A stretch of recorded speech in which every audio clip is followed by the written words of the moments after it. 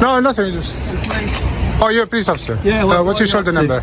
Nothing. Yeah. What's your shoulder number? What's your name and details? My shoulder number's 1343. Okay, that's fine. I'm a police officer, so can I ask your details, please? Why do you need Have you got some details? Can I just ask you, why do you need them for? Well, because you're filming an headquarters. area here. No, it's the headquarters. Why would you be doing that? I've never seen this place before. Okay. So I just came. Usually, what I do is just go around and audit places, and because it's the headquarters, obviously it's not just any other building. Okay. So that's all. No need to call everybody. Well, I'm going to get someone because you've got a radio.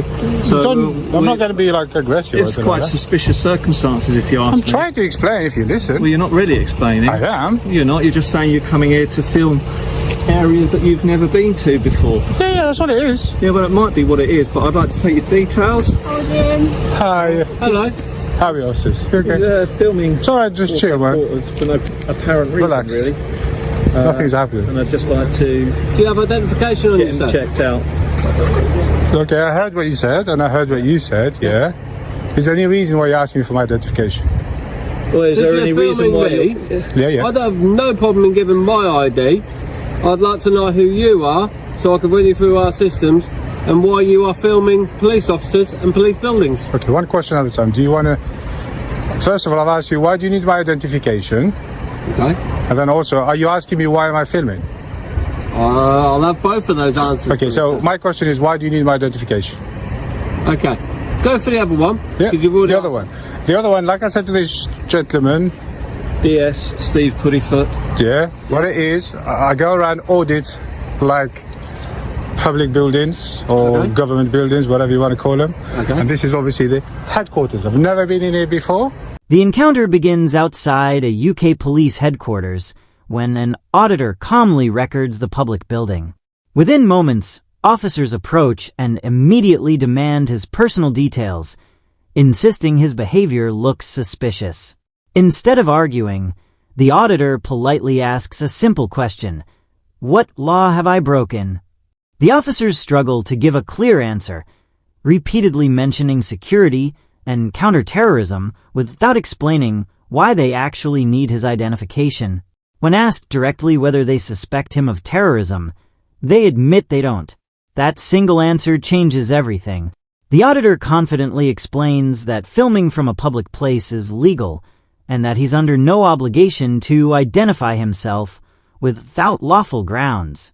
As more officers arrive, the pressure increases, but his calm knowledge of the law begins exposing uncertainty within the police ranks. What happens next completely shifts the balance of power. This is the headquarters. This is quite an important building, right?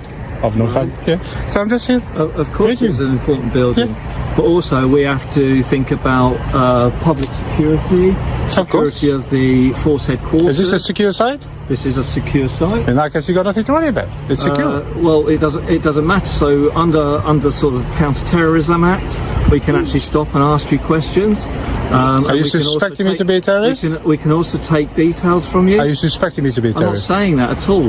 No. So you're not suspecting me to be a terrorist? Is this is a suspicious kind of act that you are doing. Not many people come down here to start filming. I understand. So well, I explained to you. What I would like to do is obviously provide my colleague with your details so we can make sure everything's in order. Let's make it clear. You're not suspecting me to be a terrorist, are you? Not at this stage, no. Oh, that's perfect. Okay. The other thing now, because you're not suspecting me to be a terrorist, because I'm not committing any crime, I'm not obligated to give you my details. 19th March Are we agreeing with that, guys? 2020. Well, like my colleague just said, the time is 12:37. our main concern here is the safeguarding of FHQ. Male. What we're saying here is you filming FHQ in suspicious circumstances, okay? So out of precaution and for necessary grounds to ask you, like I said, for the Terrorist Act. But he said you don't suspect me to be a terrorist. Well, like I said, we haven't said that. We haven't said that you're not, or we haven't said that you are. But you're not suspecting. So what I'm trying to say, you don't have any grounds to think I'm terrorist, basically. At this moment in time, because I haven't done anything like. You are acting in a suspicious manner. No, really. I'm just recording the headquarters, which is a major building. Well, yeah, it is a major building. You're filming, and would you agree that Big Ben is a big building, like a major building in the country? To be doing so, we would like I'd like you to give details to my colleague. If there isn't any problem, then surely you wouldn't mind doing that. I've given you my details. The discussion intensifies as officers continue searching for a reason to identify the auditor. They ask about his vehicle, whether he's live streaming, and even request that he preserve his footage for future access. Instead of becoming defensive, the auditor calmly explains freedom of information rights and reminds them that police officers are expected to identify themselves before demanding information from members of the public. The conversation becomes a battle of patience rather than authority. Every attempt to pressure him is answered with logic and confidence.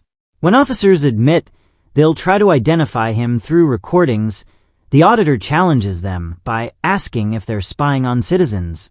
Suddenly, the officers appear less confident, while the man behind the camera remains completely composed. But the most heated debate is still about to begin. My colleagues have given you their details. I'm Special Constable 340 Atkinson. We're based at Daventry Station. Okay. Can I respond to that? As a member of the public, if I have not committed a crime, I'm not obligated to give you my information. As a police officer, if you're approaching a member of the public, it's within your policy to identify yourselves, badge number and a name at least. Is this correct? My name. I can give you my badge number. Okay, which I've asked for, you gave it to me, and I thank you. My name as well. And I thank you for that. Yeah. Okay, but I am not obligated to do that.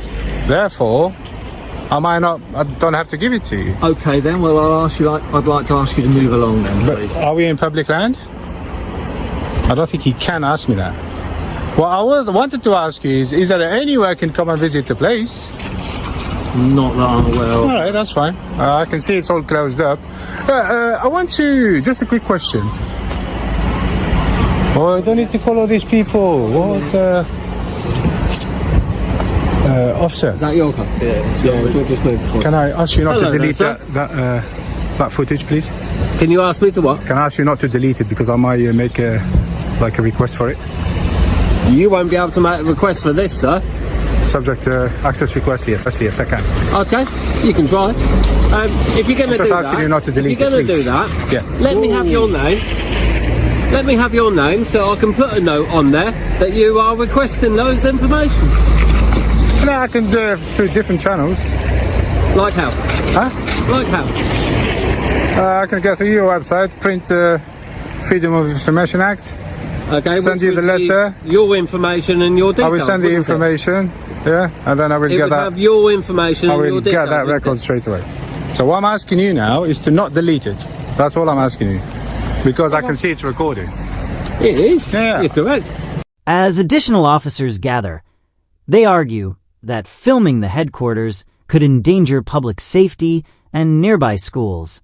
The auditor quickly dismantles those claims by pointing out that the entire location is already visible on Google Maps and that public photography is perfectly legal. Officers repeatedly insist they're protecting security, but none can explain how his camera creates any real threat. The conversation shifts toward transparency, with the auditor reminding them that public officials should expect public accountability while performing their duties. Despite several attempts to justify stopping him, the officers eventually admit he isn't detained and is free to leave at any time. Their original suspicion slowly fades, replaced by awkward conversation. Just when everything seems finished, one unexpected detail sparks an entirely new debate. Can I see what you're recording? Make sure you're recording me. Well, here you go. You can see your colleague. Okay, so it's not live stream or anything like that then, you're just video recording? It's not live stream, I don't know, it might be live streaming. What's the difference? No, I just wanted to know. There's no difference really, is there? Yeah, there is, because if it's live stream, I want to say hello to everyone on YouTube. You better say hello. Oh, I have. Oh, you're chilling out now, You see, that's much better. Always chilled out. Well, you looked a little bit stressed out a minute ago. No, I'm always chilled out. There's nothing happening here, like I said. Okay. Well, I don't know who called you. He just called you for no reason, just wasting your time. To be fair, it's always suspicious if someone has got a video camera in their hand and a phone videoing police headquarters. This is all also a school next to us as well, so... I know, you can, to be honest, I'm not here to record the school, but even if I was, it doesn't make no difference, to be honest. But I'm not here for the school, if it makes you feel any better. So why are you here for the police headquarters? Just to, like I said, I'm here to audit the headquarters. Okay, are you a government official? I'm a government official? Yeah. I don't have to answer that. I'll take that as the answer is no then. No, I didn't answer. Okay. So I'll take that as a no then. I did not. You don't need to take a description because he's recording me right now. No, we're taking descriptions as well. What's the point? Okay. So like I said, I'm here to audit the headquarters. And that's all it is. So I was hoping to go in, but it looks like I can't go in. No.